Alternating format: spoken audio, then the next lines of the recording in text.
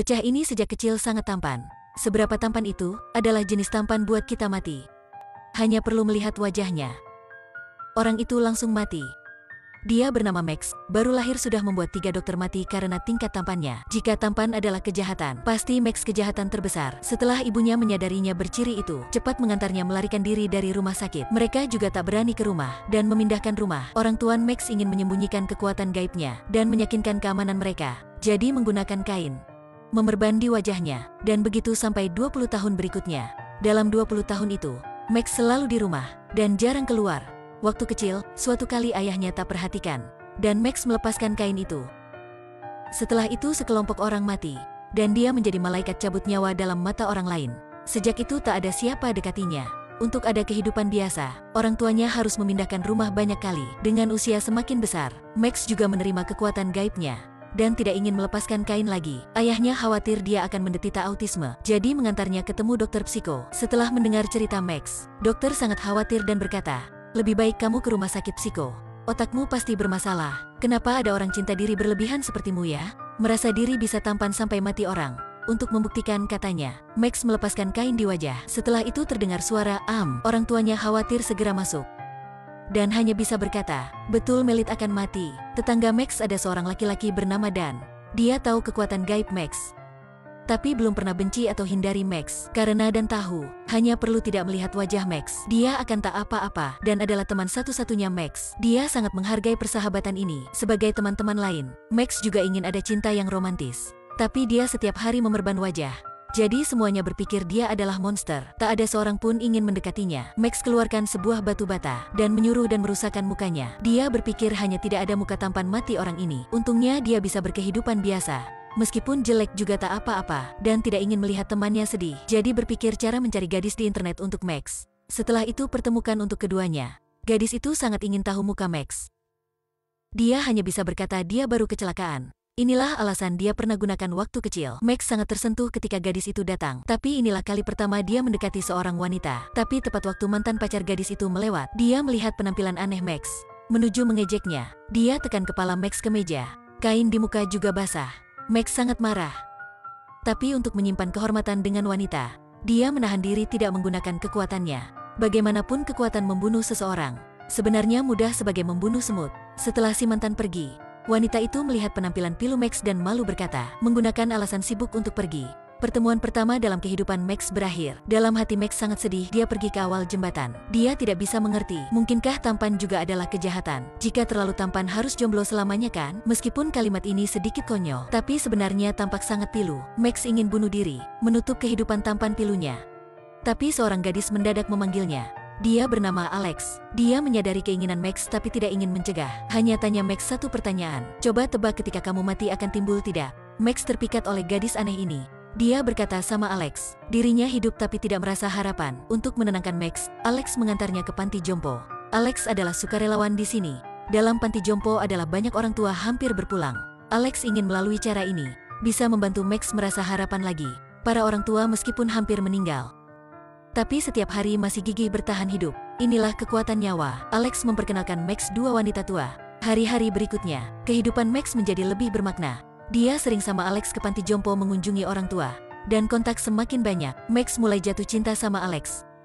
Mungkin inilah cinta tulus kan? Antusiasi dan kebaikan hati Alex menyentuh Max. Dia tidak ingin menyembunyikan Alex. Jadi membuka rahasia tampan bisa membunuh orang lain. Tapi tak terduga Alex tak takut. Dan sangat menarik, sebenarnya cerita Max 20 tahun yang lalu sudah dikeluarkan. Orang lokal pernah berkata bahwa ada seorang pria berpenampilan tampan bisa membunuh orang lain dan menceritakannya sebagai legendaris. Bahkan ada orang dewasa memakainya mengancam anak-anak bahwa tidak taat pria tampan akan menangkap. Alex hanya berpikir itulah legendaris. Tak terduga sebenarnya berada. Max menceritakan ceritanya. Alex juga membagi rahasianya. Sejak kecil Alex menderitakan sebuah penyakit. Itulah tidak boleh terlalu emosional. Ketika emosional, denyut jantung cepat naik dan akan bahayakan ke nyawanya. Karena percintaan aneh ini sampai sekarang Alex tidak cinta siapa. Kedua manusia sama keadaan tampak melihat harapan dari yang lain. Dengan saranan Alex, keduanya sudah mencoba banyak hal lain. Pertama kali menonton film sama teman lawan jenis kelamin. Pertama kali minum sampai mabuk. Melihat perubahan anak, orang tua Max sangat senang.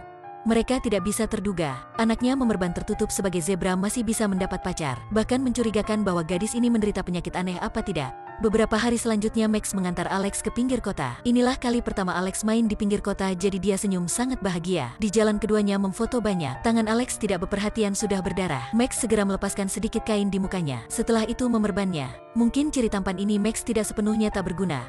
Dalam waktu gawat bisa memakai untuk memerban. Dan tidak takut tak ada kain. Malam itu keduanya camping. Alex sangat ingin tahu muka Max. Untuk menyelesaikan keinginan Alex, Max menyuruhnya menutup mata. Setelah itu melepaskan kain. Untuk hindari kecelakaan, dia menggunakan kain menutup mata Alex. Setelah itu menggunakan tangannya, menyentuh di muka. Alex sudah ada jawabannya. Dalam hati sangat senang. Max betul mirip yang dia terbayang. Pasti bisa membunuh orang. Setelah camping, keduanya ke panti jompo menunjungi orang tua. Seorang wanita hampir mati dan sudah terjatuh pada setengah koma. Alex tidak kejam melihat dia menanggung kesakitan. Dia memeluk mukanya menangis. Nyawa dia siapa berakhir, tapi masih menanggung kesakitan. Alex merasa itu tidak adil. Kenapa seorang tidak bisa mati dengan lega? Jadi dia meminta Max membantu wanita tua untuk dia bisa dengan nyaman ke surga. Max sedih mendekatinya. Dia memanggil wanita itu. Setelah itu melepaskan kain dan dengan diam melihatnya. Wanita itu setelah melihat muka Max, mukanya muncul senyuman yang bahagia. Tapi senyuman itu hanya sementara. Dan beberapa menit lagi, dia sudah buang nafas terakhir. Beberapa hari berikutnya, Max mencoba hubungi Alex. Tapi Alex sebagai hilang. Tak ada kabar apapun. Dalam hati Max sangat sedih. Dia dengan alamat ke rumah Alex. Alex tidak bisa hindari lagi, jadi akhirnya menceritakan kenyataan. Kesehatannya sangat lemah.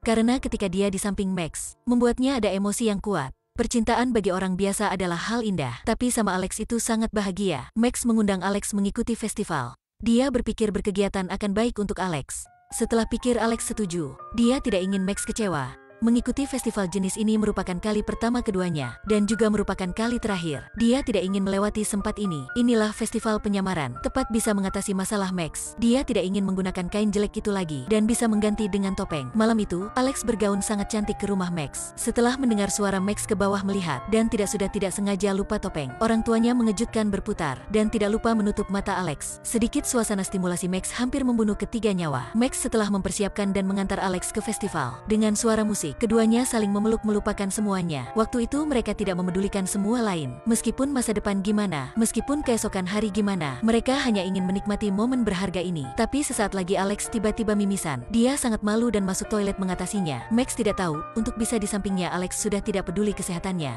Dalam festival ada si gangster. Sengaja membuat masalah sama Max. Max masih menahan diri, tapi orang itu semakin berlebihan. Dia berkata harus melihat muka Max. Max kecil dikontrol, para orang itu tidak bisa bergerak. Ketika topeng dilepaskan, gadis seberang melihat muka Max. Ketika topeng dilepaskan, gadis seberang melihat muka Max. Mukanya tersenyum. Setelah itu mukanya memperbesar. Dalam sekejap mata sudah terjatuh. Polisi sampai, dan berpikir Max adalah pelaku. Ketika keluar, melalui topeng, dia melihat Alex naik ambulan. Max berusaha bergerak untuk ke samping Alex, tapi dicegah oleh polisi. Polisi tahu kekuatan gaib Max, jadi sudah mencegah. Mereka harus memecahkan aturan, membiarkan Max menggunakan topi untuk memfoto mendaftar informasi. Ibu Max mendengar kabar sudah menjaminnya. Max setelah itu cepat ke rumah sakit. Alex terbaring di katil sangat lemah. Dia upaya tersenyum sama Max. Max menemukan obat Alex di samping. Dalamnya adalah obat jantung. Ternyata Alex selalu berbohongnya. Dia bukan menderitakan penyakit aneh, tidak boleh emosional, tapi itulah penyakit jantung.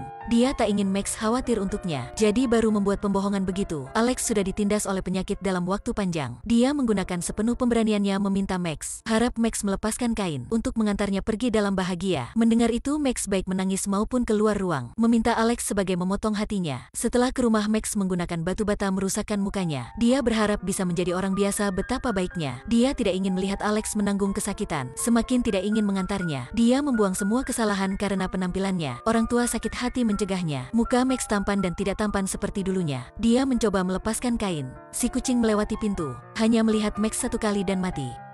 Rencananya sudah gagal. Mukanya adalah senjata membunuh orang, meskipun tampan atau tidak. Setelah tenang lagi, dia ke ruang Alex, berharapnya bisa lebih senang. Dalam setengah koma, Alex melihat tontonan di depannya. Dia memanggil Max ke sampingnya. Keduanya saling melihat dalam keheningan. Waktu tersisa Alex tidak banyak.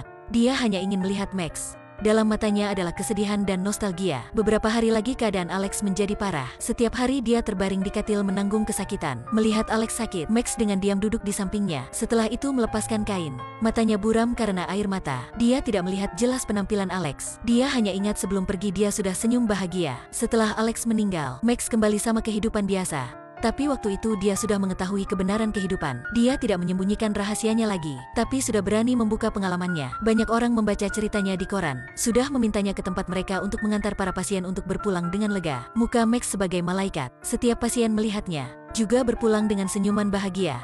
Inilah film berjudul Lookstad Kill. Baru menonton aku berpikir itulah film komedi. Tapi makin menonton air mata makin berlinang. Ada siapa tak ingin ada penampilan menonjol ya? Tapi sebenarnya sama film. Cantik tampan sampai mati orang. Jadi Anda masih inginnya tidak? Film berakhir sini ya, sampai jumpa.